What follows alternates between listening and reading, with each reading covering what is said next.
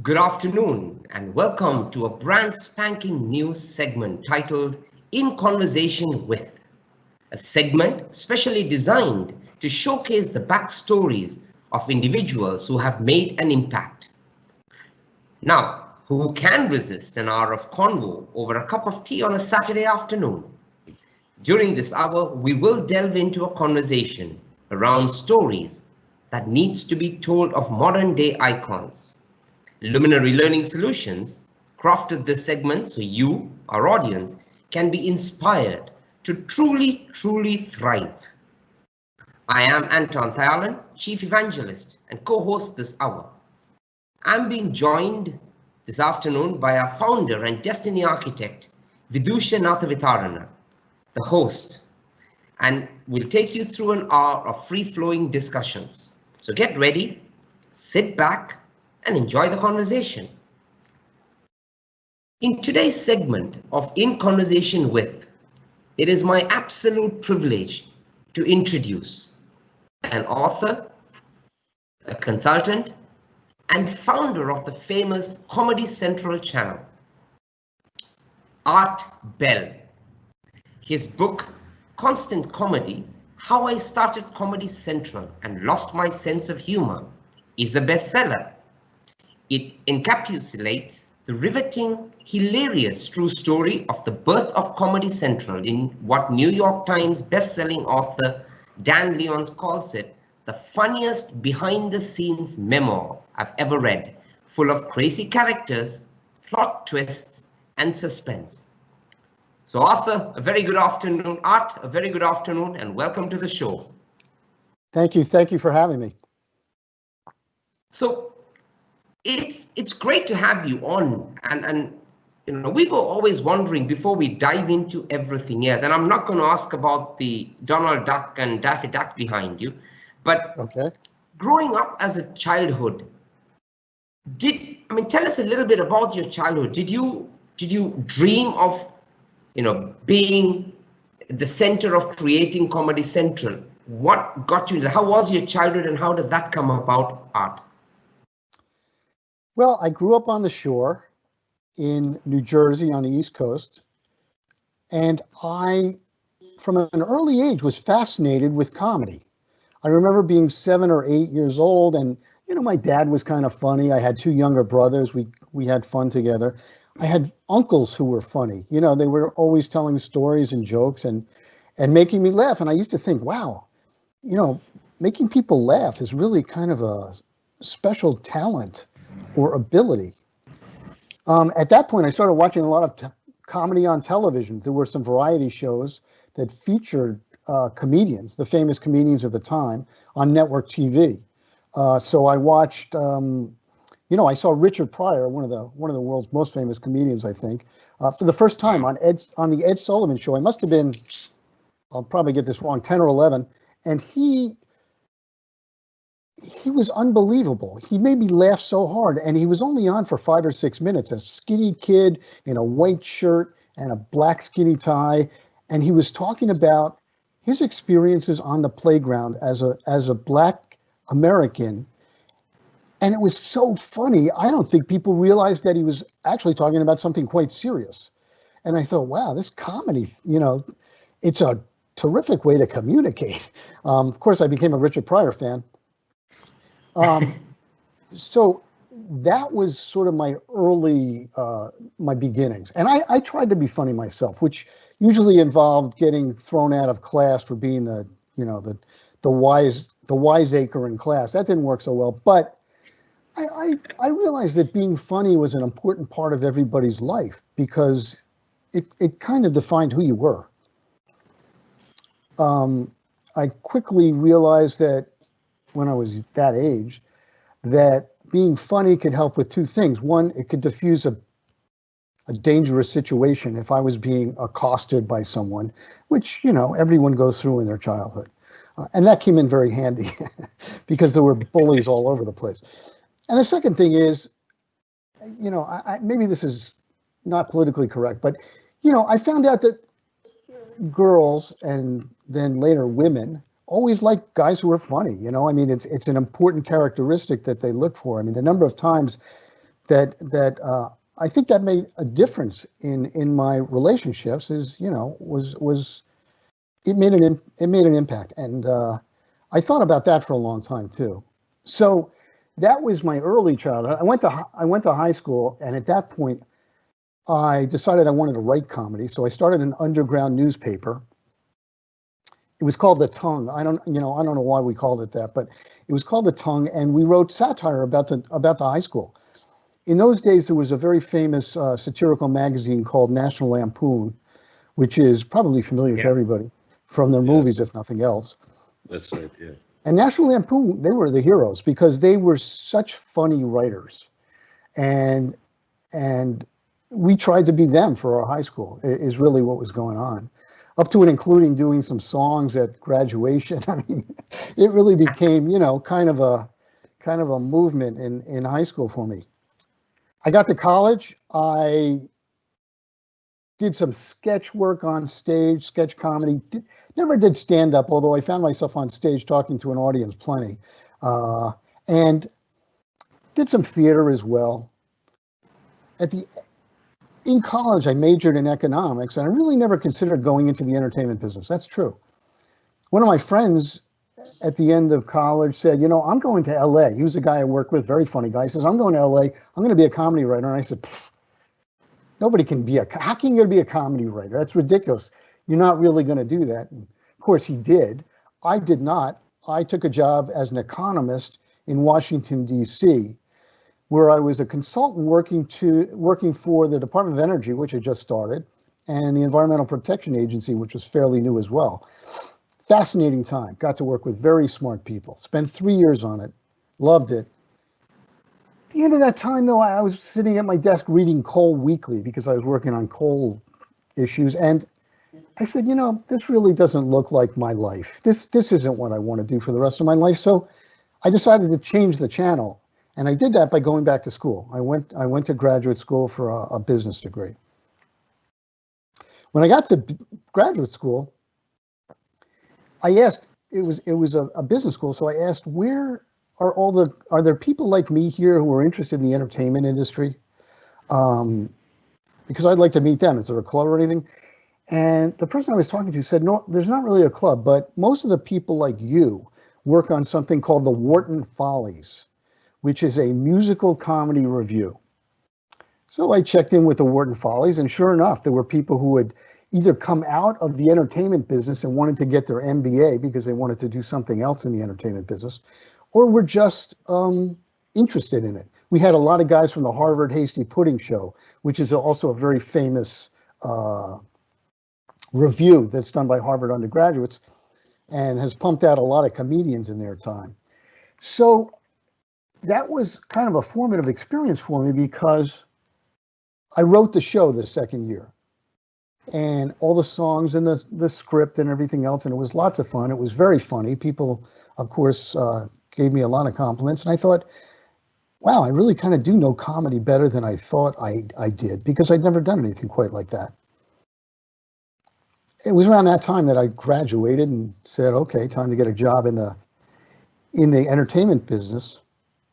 And amazingly enough, consultants wanted to hire me, but none of the entertainment companies were looking for an MBA. I wish somebody had told me before I started that saying, an MBA isn't going to help you that much getting into the entertainment industry, but nobody told me that. So finally, after graduating and looking for a job for a couple months where all my other friends had jobs, I got a job at CBS in the television stations division. And I worked there for about a year. Big company, no opportunity to really kind of talk to anyone other than the next person up the line who was probably 15 layers from the CEO. It's a very, very large company. Then a friend of mine called and said, I'm over at HBO, which had started several years ago, but was enormously successful. He said, it's really fun here. And they need somebody to do subscriber forecasting. You know about that, don't you? I said, yeah, I did forecast models all the time. I can do that. So got the job at HBO because there weren't a lot of guys knocking around the entertainment business who could do econometric modeling. So that was handy in my quest to, get closer to the product. When I got there, I had another thought about what was going on in the cable business. I looked around and I realized there was no comedy network. There was a 24-hour sports network. There was a 24-hour music network. There was a 24-hour everything network, it seemed, but no comedy network. And that confused me because that's where I really wanted to work, I said to myself. So then I said, all right, well, time to start one here, I guess. I'll talk to the people at HBO. Maybe they'll buy the idea. And to make a long story short, they didn't.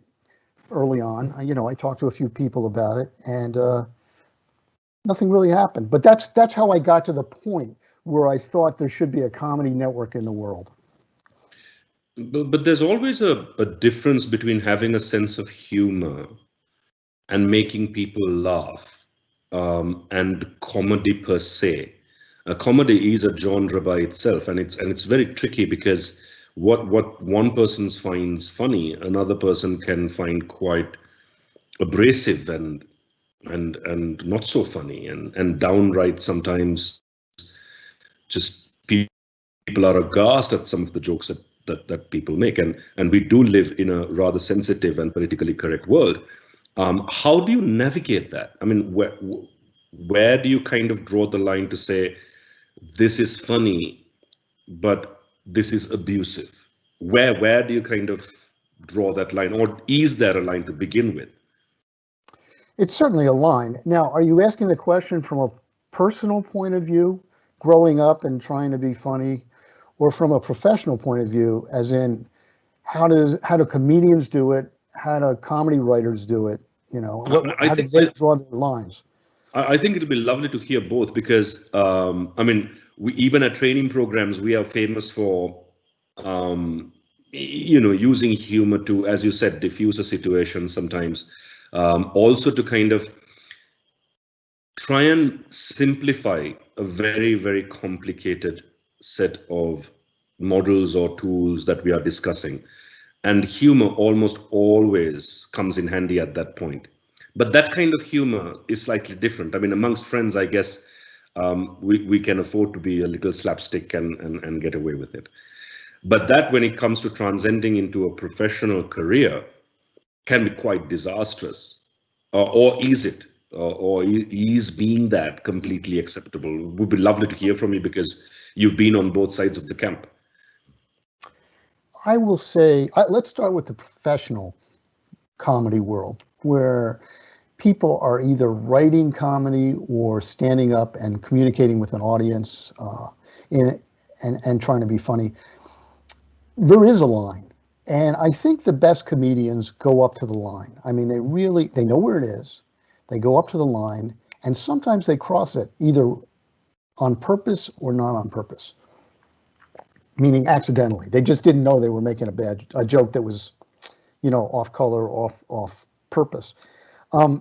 But that is, from a professional comedy standpoint, exactly what you want to have happen, because what comedians really are great at doing is taking a look at the world that we're all living in, pieces of it, and showing it to everybody through their lens. And when they do that, they get all of us, the audience, to look at it from a completely different perspective. And the great thing about it is they do it without really saying, hey, you know what, I want you to look at this thing from a new perspective, bear with me. They don't do that. They're doing the routine, and they're talking about something, and everybody says, hey, I never thought about that, after they're laughing. So that is the comedian's gift, and that is the beauty of comedy. Now, we all know comedians who've gone over the line and gotten in trouble for it. I don't know if Bill Maher is someone your entire audience is familiar with, but Bill Maher is a person we put on Comedy Central. And Bill Maher came to us, and his pitch was, I want to do a talk show where everybody talks, number one. And number two, I want it to be politically incorrect. I want to make trouble. I want to get into trouble. I want to cross the line, because I want to be a little bit controversial, not only with my comedy, but with what I'm talking about. And we said yes. And Bill Maher went on to do a great show for Comedy Central. Then he got stolen away by one of the big networks. And he crossed the line in a way that ABC, that's who we worked for, fired him. They said, you can't do that. And they fired him. Then HBO picked him up. So that's just one comedian's journey when he knows that there is a line and he knows that he's crossing it, but that's what he wants to do. There are many other comedians like that. One of the comedians I admired as a child, in high school, was Lenny Bruce. I was fascinated with Lenny Bruce. He was a comedian in the 50s. He really changed comedy because he started really talking about personal things, up to and including his heroin addiction, up to and including the fact that he'd been arrested 100 times on stage where they took him away because they didn't like what he was talking about. So he was important because he broke through and made an impression with his comedy. I really think that's important. That said, there's always going to be comedy that people look at and say, look, that's not for me. People stand up in comedy performances and walk out. On top of that, you mentioned the era that we're living in. And I think that's a great point because some of the things that we're living with now, some of the things that we're made aware of by women, by African Americans, people of color, are very important to be aware of. And I think that comedians have done their part. I mean, the number of women comedians there are now, as compared with 25 years ago or 30 years ago when I started in this business, it's amazing. And we've gotten a woman's perspective, woman's perspective through many of these comedians. And I think that's contributed to the change in social perspective. That is a good change. And sorry, from a personal point of view, do you want me to talk about that, or do you have a question about what I just said? No. I just have a follow-up on that because I think, but do go into the personal because I really want to dig a little deeper on that as well. But just as a follow-up question, see, I think comedians flirt with the right of free speech more so than most. And of course, there is the backlash to that to say, where does free speech stop and civility begin? And in our part of the world, and I'm not making a broad sweeping generalization of different contexts and cultures. I'm just saying that I think Sri Lankans will be a little bit more sensitive to how somebody would perceive you when you speak. Wouldn't want someone to lose face in front of you, wouldn't necessarily want to hurt someone's feelings. And the rather pointed jokes that America would hurl at its president, out of all people, would be very dangerous ground for most to even contemplate in other parts of the world. But of course, the exception always is comedians, because even in Sri Lanka, we have a very rich heritage of taking pot shots at people at power. If a normal average person did that, it would be seen very differently. But when a professional comedian does that, it is taken as part of the job. And how do you kind of, well, I guess what I'm trying to find out is, how does society reconcile between the two? Because you are a person as much as a comedian. But when you're on stage and you took that pot shot, it is accepted. But if you did that on a personal podcast like this as an individual, are you ever seen as an individual is probably the question. Or are you always seen as a comedian and therefore it's all right to say anything?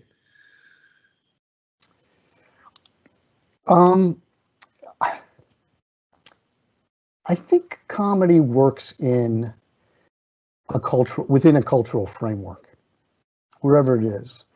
One of the things I found early in my career at Comedy Central was, as we tried to go international, we found that just putting the comedy we were programming for American audiences wasn't going to solve the whole problem. Meaning, wasn't going to reach the audience in the 100 countries we were trying to get into.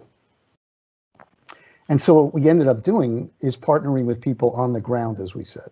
You know, we'd look for programming that was being produced or talent in that part of the world that we could use. Because what's funny to an American audience may not necessarily be funny to a Sri Lankan audience for cultural reasons. It's like, I don't know what he's talking about.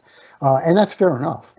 Contexts as well, isn't it? When you go a step further, that's what I was going to say. When you go a step further and look at the political cultural framework in countries, and you have the variation that you just described, where only comedians can talk about that, which I find, which most Americans, I was going to say I think most Americans would say, well, you know what, it's good that we're allowed to make jokes as citizens and as comedians about the government, about the president, because that is, as I said, comedy is a way of looking at things from different perspectives. Absolutely. So from an American's point of view, that's a different perspective. Now, let me just go into one other aspect of it, which is, so that's the political aspect. I hope I explained that. Absolutely. The final aspect is kind of what we're seeing a lot more of now, which is the Black Lives Matter movement and the Me Too movement for women. And my observation is that, like anything else, we have developed a huge sensitivity in those areas, as we should, as a society. And part of that is going to be looking at the comedy that's coming up and saying, really, it's not that funny to talk about that way. Okay. Now, I will point out that when feminism started in the 60s and early 70s in America, Betty Friedan and, all those guys doing their seminal work on trying to get equality for women in America, there was a joke circulating, and I will tell the joke because I think it's illustrative. The joke was, how many feminists does it take to screw in a light bulb? That's not funny. Okay? That was the answer. That's not funny. And the reason that was the answer is because feminists were soon perceived as a group who had no sense of humor about their cause. Now think about that, because I think about that a lot. Certainly these are that was a very important cause. Black Lives Matter, tremendously important, tremendously serious. The Me Too movement and women's equality, for that matter, tremendously serious. But in those days, the feminists were being called on not having any sense of humor, to the point where they had no sense of humor. Don't make any jokes about it. Don't do anything about this. Really, we just don't want to know about it from a comedic point of view. That is a danger you run in any movement, I think. So we'll see what happens with these movements. We'll see if comedians end up kind of pushing the boundaries a little bit, starting to talk about the movements, and to a certain extent, that opens up conversation about what's right about them, what's important about them, and also maybe missteps that those movements will take now or in the future. I think it's all very healthy. That said, know your audience. So if you're a Sri Lankan comic and you're working in Sri Lanka, you know where the line is. You drop an American comic in front of a Sri Lankan audience and, trouble could ensue because they don't know where that line is, and they're going to have to sense it from the audience, which is something that comedians can obviously do. Sure. I was at a comedy performance that had a number of comedians, and it was a week after 9/11. It was a week after 9/11. 3,000 people died in the United States. It was very serious, obviously. We were shell-shocked. I was living in New York at the time and was not far from there. So one comedian got up and said, this thing with 9/11, and the audience went nuts. They just said no. They started screaming, you can't do that. Now, this was a comedy audience. It was a professional comedy audience. There were a lot of agents and comedians and comedy business people in the audience. They shut him down. And he shifted gear and went on to tell a great joke, but that's not the point. The point is, that was an extreme situation where the audience says, you can't do that. Now, most of the time, the audience doesn't shout you down. Most of the audience time, somebody will stand up and leave. Somebody will shake their head. There are ways that they signal the comedian that they're getting into dangerous territory. And the comedian either responds or not. It's really a matter of having some sort of understanding of what's going on with the human beings around you. I was trying to think of the term emotional quotient, right? The EQ, which gets us right to the personal side of this thing. Sure. And the personal side of this thing is equivalent. You're talking to a bunch of friends, and you say something that they don't like, you're going to know it real fast. Or if you tell a joke that they don't think is funny, they're going to tell you real fast. And that's how you try not to get into trouble with your humor as a person. Wow. I mean, art for me, I guess what I want to ask you in terms of all of that experience, when you started this, and I guess going back a little bit, 3 years of joining in HBO, you pitched and got Comedy Central kicking and going through. It eventually opened doors for, I guess, the South Park, Chappelle's Show, if I remember, the Daily Show, and of course, Colbert's Report, right? And all of this came up as a result of what you opened up. How did it make you feel at the end of that? I mean, did you see that come in your way? Did you ever think that going after a program or pitching for an idea, because it was an absence? I mean, I realized that you had MTV, but you never had a comedy channel. But did you ever think at the time of pitching for Comedy Central that it would open doors for so many other programs? And I get today's world, if you look at all the daily shows, the night programs, all of that stems from that Comedy Central. Did you ever see that? The short answer is yes. One of the things, there were two important things in my life when it came to the Comedy Network. One is passion, and that was developed as a kid. I just ended up being a comedy geek. I loved comedy in all forms, and I've got a picture of Daffy Duck behind me from the original cartoons. I thought Daffy was the second banana to Bugs Bunny, but I thought those cartoons were brilliantly funny, as most people, who think about comedy do. I was passionate about comedy. It was very, very important to me in a way that it was probably not important to most people.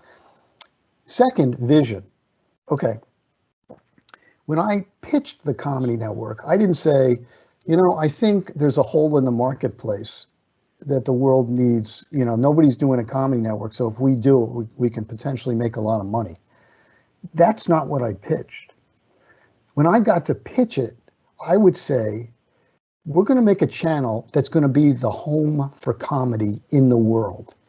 All the comedians are going to want to hang out with us. It's going to attract the best comedy writing, the most innovative comedy. It's going to be the center of the comedy universe. That's what I used to say, because that's how I pictured it. I didn't picture it on day 2 after I launched it. I pictured it on day 10 years. What's it going to look like in 10 years? And how is it going to change the world? And that's vision. I think vision, people think of that as an overused term, but it's really just your concept of what an idea that you're playing with can do to change the world. And I encourage anybody who's got, who's trying to get something done within an organization or in the world to go in with those two things: passion, because you got to be excited about what you're talking about. And it has to, even if you're not screaming at the person, even if you're not talking in an excited way, people have to say at the end, wow, you really feel strongly about this, don't you? And the second is vision. Convince people that your idea, when it is successful, is not just going to make a lot of money. That's a given in business. You don't have to say, hey, we're going to make a lot of money, because in business, people don't want to hear about things that aren't likely to make money. So that's a given. I always find it's kind of funny for people to say that. But tell them how it's going to change the world. Tell them how it's going to impact the world. And I will say this, after I started comedy and I started to realize pretty quickly that it was going to be successful in ways that I was just talking about, it wasn't clear that they were going to continue to do the channel because it wasn't making money fast enough. And that was an interesting time for me, because I had to keep reselling the channel. I had to keep reconfiguring. I had to keep working on it in order that it be successful enough that people would stop saying, should we shut it down? I, I think at the end of the day, that was as hard as anything else to keep the channel going, and to keep the vision alive for everybody. For me, it was alive, but for everybody else. But therein lies the challenge, isn't it? Sometimes you have great ideas, but the business modeling of it isn't just there. I mean, it's especially when you're starting out something brand spanking new. I mean, if it's been done before, you can always take a model and tweak it to set context and make sure that it goes in the right direction or learn from somebody else's mistakes. But when you're doing it for the first time, and especially something as I'm trying to find words for this, tricky, I think, as comedy, because it's not universal. Just like you said, it's some call it slapstick. It works in certain countries. It doesn't work in certain countries. You've never had a channel that was 24 hours just dedicated for comedy. So when the business model isn't necessarily kicking in, that's a whole different problem set. How do you navigate that, especially when you have no reference point to refer to? Well, truthfully, I had reference points. There were 24-hour comedy channels around music and news and other things. Those things didn't necessarily make money right off the bat. They had an approach to programming, and I learned from those things. That's number one. The second thing is the biggest objection that someone can show up with is the objection they always showed up with for me, which is comedy is expensive. It takes a lot of writers to write a show. You know, you get one comedian out there, he's worked on 10 minutes of his act for the last 6 months. Think about that. So it takes a lot of comedians. How many comedians does Daily Show have? I mean, writers does the Daily Show have? I think, I don't know, 15, 20. They have a huge staff. So whenever I said comedy network, people would say, too expensive. Comedy's expensive. You're going to have to license comedy. You're going to have to license movies, and HBO knew how expensive that was because they were doing it. You're going to have to do original comedy to make yourself distinctive, and that is ridiculously expensive. Therefore, there's no business model. That's what they said. I said, okay, so the problem is comedy's too expensive. How do we start a lot cheaper? How do we do this very cost effectively in the beginning? And I think that was one, if there was a breakthrough on this, that was it. I developed a way to do it cheaply at the beginning. And I will say this, it worked until it didn't. I mean, I can go through the whole description of what it was, but just consider the fact that I had a great idea. We had to jump through a lot of hoops to make sure that my programming concept, which was not expensive because it relied on getting free programming or inexpensive programming and showing it for promotional purposes and relying on studios and television channel producers to provide programming on a promotional basis, that was going to make it cheap or free. When I finally figured out how to do it, I said, Eureka. When they said, okay, sounds good, let's make sure we got all of our T's crossed and I's dotted, let's go to the studios, let's go to the unions, let's make sure this is really going to work. They all said, it's really going to work. We like this idea. So suddenly I was walking in there with a concept that was less expensive than anybody ever figured out, thought it was interesting as a programming concept, and everybody who had any kind of say in it said, yeah, we like that. We're gonna provide this programming to you on a promotional basis. Now that had a precursor, and the precursor was MTV. People at that point were producing very, very expensive and highly produced music videos and handing them to MTV for free and say, please play this, because it will be promotional for our music groups. And I said, we can do the same thing for comedians, for television channels, for movie studios. Why not? And the first answer, why not, was it's not allowed. I said, let's give it a try. You know, let's see if it will work. And the answer was it will work. The short story, though, is 8 weeks before we launched, and we had a huge pile of programming behind us. 8 weeks before we launched, one of those unions that had to say yes, the Directors Guild in Los Angeles, called up, said that we had a board meeting and we changed our mind. We don't want you to do this and we are not going to allow it. So suddenly my great plan just went up in smoke,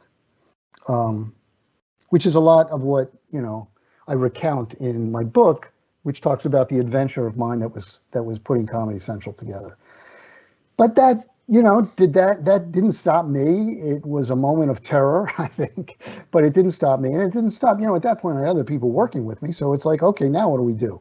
Because at that point, everybody saw the wisdom of having a comedy network in the world, the people I was working with. And we were under a lot of pressure to be successful. So please find some way to be successful. I mean, interesting that you brought this up, Art, but I've got to ask you though, with all of that passion, and you talk about passion because obviously this is something that you grew up with. When you initially launched Comedy Central or Comedy Channel, sorry, and then you were asked to merge with AHA, right? AHA. Ha, H-A exclamation mark. Right, which brought about Comedy Central, right? Clearly it wasn't your idea. But how did you react to that, if I may ask, to the merger, to a change? Because interestingly, you just brought about how, after all of that planning, the board coming down and saying, sorry, we are not going to go ahead with it. And I mean, this happens in modern day business world as well, right? You sit, you plan, you put your heart and soul into something, and all of a sudden you'll find management turning around and saying, sorry, you know, either you merge with X, Y, or we're not going to go ahead with it. How did you react to it? What made you go through with it? What went through your mind at that point in time? You're talking about the point of the merger. Yep. Well, just as a little background, as soon as we announced Comedy Channel that HBO was going to do one, MTV Networks put out a press release the next day and said, we are going to do a Comedy Channel too. It's going to be called Ha. So it made me laugh because I said, well, 6 months ago, there were no comedy channels in the world. 6 months from now, when they launch, when we launch, there's going to be one. And then another 6 months, there'll be two. And I thought, how crazy is that? You know, so lesson number one, there will be a comedy network in the world, right? Because there's two now competing for the space. And we went head to head for 6 months like that.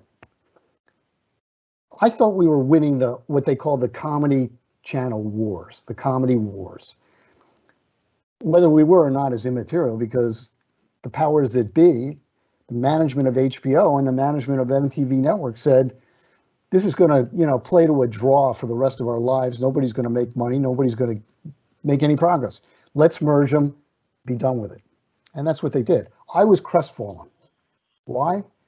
Because I was on a team that was trying to prevail. I was trying to win. So I had a moment of, it's the wrong thing to do. You can't merge these channels because they're so different in concept and they're two different cultures, business cultures. How can you put that together? I mean, I just didn't see it. However, that was the opportunity that presented itself to me. They fired a lot of people, or they said, you know, put them on hold, but they fired my bosses. So I was the most senior person at Comedy Channel at that point. They took the most senior programmer at Ha. They introduced us, they put us in a room, and they said, you figure it out. Figure out what to call it, figure out which programming you need from both sides, figure out what personnel you need from both sides, and make a channel. At that point, I said, well, the good news is we're not dead yet. You know, there are people who want to see us succeed as a comedy network. And I started working with this guy whom I'd never met, who was, you know, represented the person I was fighting against all the time. And we quickly realized that we both wanted a comedy network in the world at that point. And we put the thing together, renamed it Comedy Central, got the best personnel we could. We had now 2 piles of programming, which made life easier. Put those together in a way that we thought made sense. And despite the fact that some people, including some people in the press, said, you know, these guys will never make it through their first year because it's just too ridiculous to put these guys together. We made it through our first year. I was hell-bent on making it through our first year. And then we became, you know, we found our footing, and people stopped saying, is this going to be successful? And started saying, hey, it is going to be successful. I wonder if they're going to put more resources into it now, which they did. But it's tough, right? Merging different cultures and making it work. What? It's hard enough even when you have things going on your way, because you know you have lots of challenges to overcome, and when 2 organizations with 2 very distinctive visions, aspects of how the programming works and all the rest of it, it would have been tough. So what were the lessons there? How do you make it work when it's that different?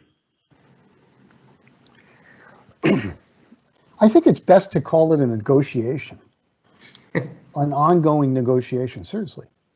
I think that, you know, one of the things when people ask me, you know, so how do you get your idea going, whatever it is, I say, well, one of the things you have to do is be willing to not subvert your vision, but be willing to compromise on things along the way, because nothing's going to go the way you think. I mean, I think it was Eisenhower who said something like, you know, when you go to war, after the first shot is fired, all your plans go, you know, are shot. And that pretty much describes my experience with comedy. Once we launched, everything changed. You know, all our plans went that way. We said, okay, what's the new plan? Same with merging. When we merged, all our previous plans went away. So now we have to come up with a new plan. And that was, as I said, a negotiation. It was not adversarial. I will say that again. And I think we were lucky in that case, because the people coming in from the other side, from Ha, similarly had the same objective in mind, and to a certain extent saw the same kind of vision, because they loved comedy. That's why they were working on that channel. They were comedy professionals. They wanted to see a comedy network. So the negotiation began, and it proceeded through the next year. We had to negotiate on the name. We had to negotiate on which programming. We had to negotiate on, you know, what our approach was, what our audience was. We figured it out. You know, we just figured it out. Sorry, just a quick one for those who are joining in now. We are in conversation with Art Bell, the man who founded Comedy Central, and the story behind how the inspiration for it came about. Do stay tuned, and if you do happen to, or if you have missed parts of it, do not worry, we will have this uploaded on our YouTube channel. So back to Art. Sorry, Vidusha, you were going to ask Art a question, I guess. No, I mean, I was going to jump into the book because the title of it is rather intriguing, right? Why did you say losing the sense of humor? Yeah, title Constant Comedy, How I Started Comedy Central and Lost My Sense of Humor. People often ask about that, and the reason I titled that is because I wanted to suggest right off the bat on page 0 that this was not easy. It was not a lot of laughs and a successful undertaking instantly. I wanted to show people and tell people that these things come, you know, with a lot of work and with a lot of setbacks, and things don't go your way. So I will say that one of the reasons I wrote the book is to really show people who are young and watching Comedy Central today saying, wow, I assume Comedy Central has always been around and was always successful. No, it hasn't always been around, and it certainly wasn't always successful. So that's the title. The words came from the chairman of HBO. 6 months into the channel, Comedy Channel, it was not doing well at all. It was failing. And it was getting terrible reviews, and I think HBO was embarrassed And he was embarrassed by it because he'd made a big deal out of it. We're going to launch this. HBO can do anything. We're going to launch a comedy network. It's going to Zoom. It's going to be the greatest television at all time. He actually said something like that. It is going to be the greatest television network you've ever seen. And it was failing. So he called us in and he said, you know, it took a comedy channel to make me lose my sense of humor. And I looked around and none of us was laughing. And I realized for the moment we had lost our sense of humor. We were just so in the middle of trying to make this thing work desperately and with everything we had that it was no longer, you know, we had sort of lost touch with that momentarily, meaning in that meeting. I mean, you can't lose your sense of humor for very long, but that's where it came from. And it was serious. It was serious business. But isn't that, in a sense, I mean, how it's amazing, right? Because under normal circumstances, we would, and I guess we make this horrible mistake in our professional as well as in our personal lives. We assume that the persona you have in public is the exact same in your private and personal lives. So comedians must always be very funny people, and they must be they must be a real fun lot to work with. Might not be the case. We get that a lot with training as well. I mean, we exuberate wisdom, and we are able to answer any question very, very easily, and we sit down and talk to people, coach people, and they assume that's what we are like with our children, which might not be the case at all. You know, it's so much easier to talk to a random person about something than your own kids because the contexts are very, very different.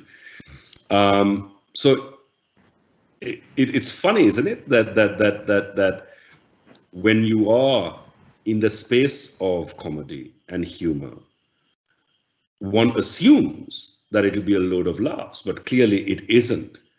And when people come into work and when they work with you on projects like that, do you genuinely kind of say it outright when people do join in and say, look, this is not going to be all laughs and it is going to be serious work, or do you let them figure it out as they go along? I don't want to be completely misunderstood here. Again, I wanted to convey the seriousness of the situation. It's not like day to day at Comedy Network when things were going well, badly, or indifferently. We weren't having some kind of a good time and certainly a lot of laughs. For sure. But it's a business, and we were working with. I was introduced to the world of the comedy business for the first time. I love comedy, but I was not in the comedy business. I was teamed up with people who had been in the comedy business, sometimes for 10 or more years, knew the ropes, knew the agents, knew the comedians, knew how it worked. And to them, it was business. The good news is, as I said, you kept your sense of humor. The comedians were sometimes funny and sometimes completely impossible to work with.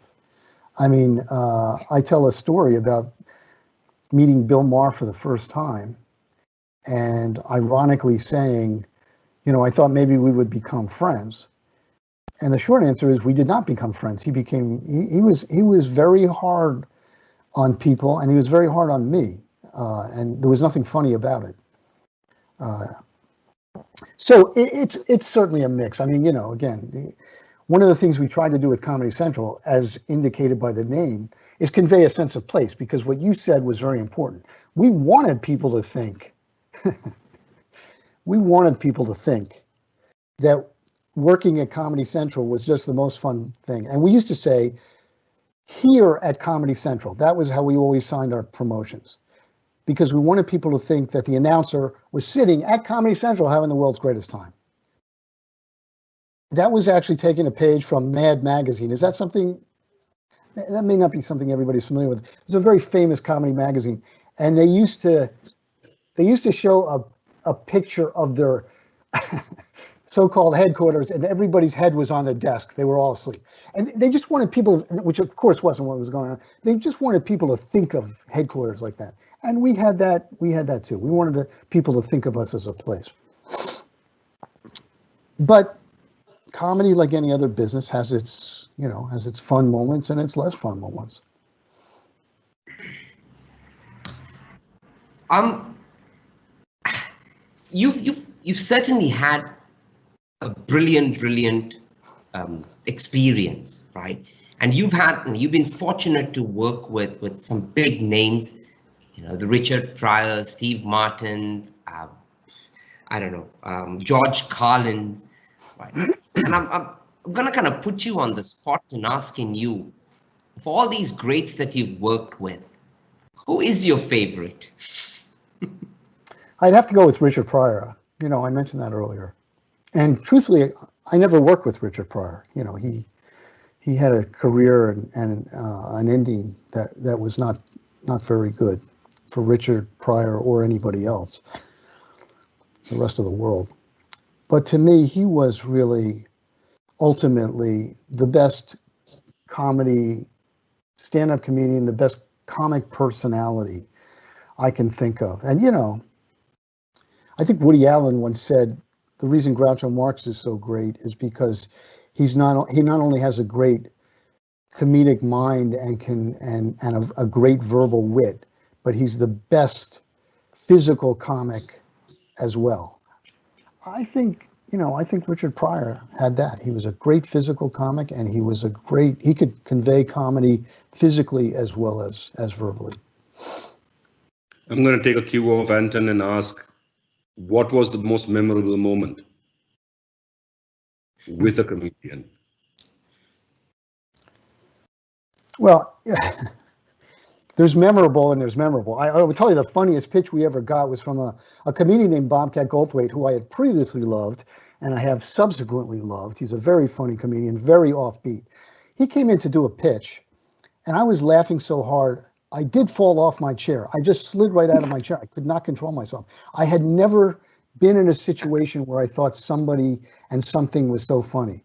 And to this day, I remember the scene and my reaction and what he was looking like as he was talking. I have no idea what he was pitching.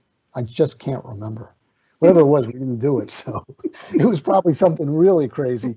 But that was, I will say, in terms of working with a comedian,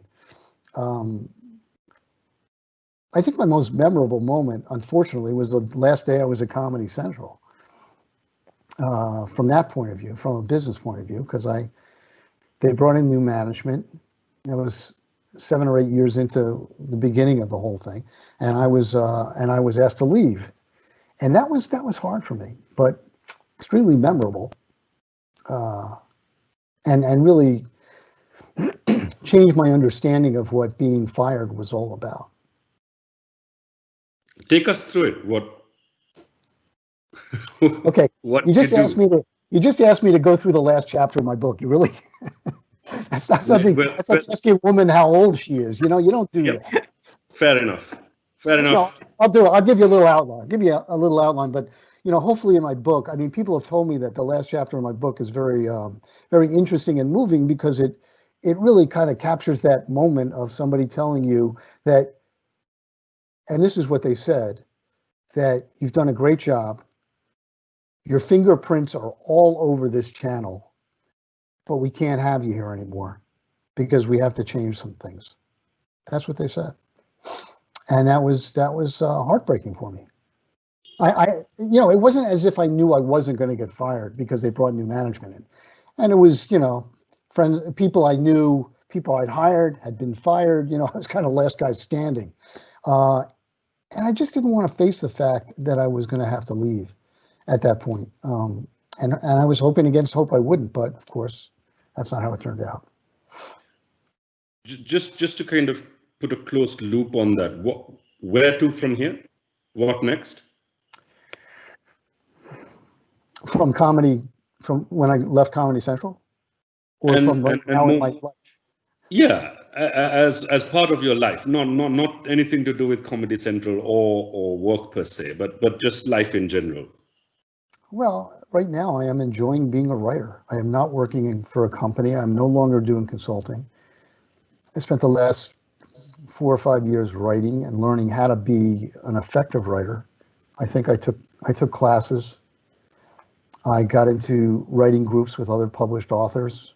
I wasn't published at the time, but you know, and I've really made that the focus of my life right now because I Why enjoy did you it. get into writing?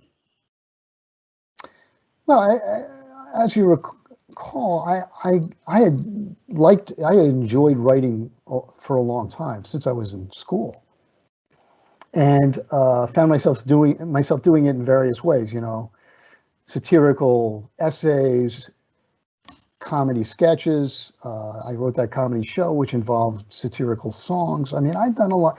And then in my career, you know, when you're in the television business, you're faced with scripts all the time.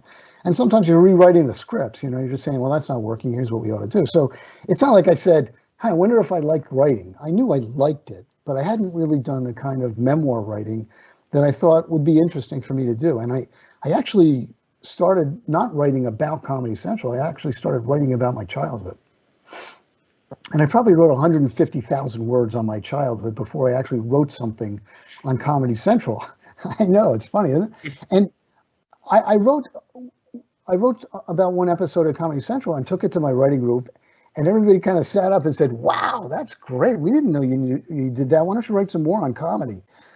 And I said, you know, I just wrote 150,000 words on my childhood. That wasn't the reaction I was getting from you guys. I'm a little bit hurt, but I took their cue and I did write some more on Comedy Central, and I realized that I was writing about my great adventure in television. Now, I went on to have more adventures in television that I certainly haven't written about yet. Maybe I will, maybe I won't, I don't know. But I felt that it was important as I started getting into it. It started coming together as really kind of an important story for me to tell and for people to hear, I think. So that's how it happened, and that's why I'm so invested in writing right now. People say, "Hey, you're going to write another book?" I say, "I don't know. I'd love to." I've been writing fiction lately, which is a completely different kettle of fish. Not completely, obviously, but it comes with different challenges. Certainly, you don't know the ending of the story when you start, or sometimes. And when you're doing memoir, you know how things turn out, so that gives you a beginning, middle, and an end. But I've been I'm delighted to be writing. I gotta say, it's really fun for me. I hate when we kind of finish up our time, but I think I know Anton has one last question as well.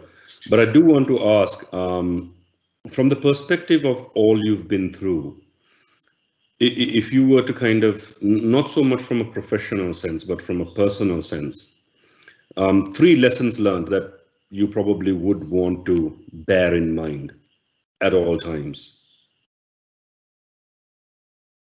Well, I think the first and maybe the most obvious is that having a sense of humor and keeping your sense of humor through difficult times is as important as anything else.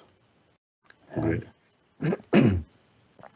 second, and this is a tricky one, identify your passion. Now, that doesn't mean follow your passion necessarily, but it certainly means identify your passion. Find out what you like to do and keep it in mind, because it may come in handy at some point in your life, maybe the beginning, maybe the middle, maybe the end. But I think it's important. And I think if you talk to most people, they will, and if pressed, they will say, you know, I am passionate about playing piano, but I never thought I could make a living at it. Now, that may be true. They never could make a living at it, but having a passion and knowing what it is a nice thing. 3, huh? Well, the third one's no, always. I mean, The third one's. you The third have one's these always. little things lodged inside your head, isn't it? I mean, those are those cautionary road bumps. When you come to a situation, you remember everything that has happened, and therefore those little cautionary notices come inside your head. Well, I think the third one that I would say, and you cued me into this, is that life is a blessing. It's a gift, and we should all be grateful for it. But it comes with challenges. It comes with a series of roadblocks. It comes with setbacks. It comes with all kinds of things you didn't expect that are not working in your favor. Your job is not to lament them. You can. Your job is to figure out how to solve the problem. and how to get around it and how to continue either your life or your business or your, some cases, your family. And again, that doesn't mean that you will successfully solve the problem, but it's a better, I think it's a better way to go than saying, okay, that didn't work, or this is not working, and I'm not even going to try and solve the problem. That's all. Fair enough. Anton, I know you're dying to ask this one. Go for it. No, I'm just taking or rather a follow up to what Vidusha just asked you. You know, comedy is getting here in Sri Lanka. It is picking up. Many stand-up comedians, youngsters who want to get into it. But my question, I guess, is your advice, and this is more from an inspirational perspective, right? When somebody is pitching a dream, what advice would you give them, considering you started off with Comedy Central, you've moved on from there, you never dropped, you know, your enthusiasm, you've tested on different channels, you've done different programs, you've gone into consulting, media, and now a proclaimed author. But what advice would you give someone who's pitching a dream? Well, I would first of all repeat those two tenets of successful pitching, which are passion and vision. Never go into any kind of conversation without those, because you'll get lost. You know, people want to see passion and they want to understand what your idea is. Secondly, I found that talking a lot about the idea for the years I talked about it with everybody, including my wife, my friends, other people in the business, other people at HBO, was helpful in that it pushed me to define my vision very clearly. It pushed me to confront obstacles in advance. The first person who said, yeah, sounds like a good idea, but it's, you know, comedy's expensive. What are you going to do about that? I mean, if I had been confronted with that in a presentation to the head executives at HBO at the time I got to talk to them, things would probably not have gone that well. So talk to everybody about it, refine your ideas, figure out what the objections are, and make sure you have some concept of what you're doing. And finally, and also in our conversation we mentioned this, compromise. You're going to have to compromise your vision at various places along the way. Keep your vision in mind, but also keep the primary objective in mind, which is to have your idea come to life and then be able to take it from there. Great. I'm sorry. No, we always have this problem. No, maybe we should extend times. No, seriously, we always have this problem. There's so many more things to talk about, but time has run out already, and we really don't want to overextend the generosity of time that people offer us. So we will bid you good night and all the very, very best. We will stay in touch because we do have a few ideas that we do want to pitch to you and at some point. So thank you very much for accepting the invitation, and thank you very much for your time. It's been a great pleasure. It's been my pleasure. Thank you very much. Thank you very much. All the very best. That was Art Bell, the author, consultant, founder of Comedy Central, and his best-selling book, Constant Comedy: How I Started Comedy Central and Lost My Sense of Humor. If you haven't got a copy, make sure you check into Amazon and pick up a copy for yourself today. Art, once again, thank you so much for carving out your time from your busy schedule. Really, really do appreciate, and it truly was inspirational. And to our audience, thank you for staying tuned, and I hope you enjoyed the segment. We do have another interesting personality lined up for this segment next week, so do watch our social media spaces for links to join in. If you've missed this session, if you missed part of this conversation, we will have this up on our YouTube channel, so do visit, subscribe, and hit the notification button to stay updated, and do remember to share.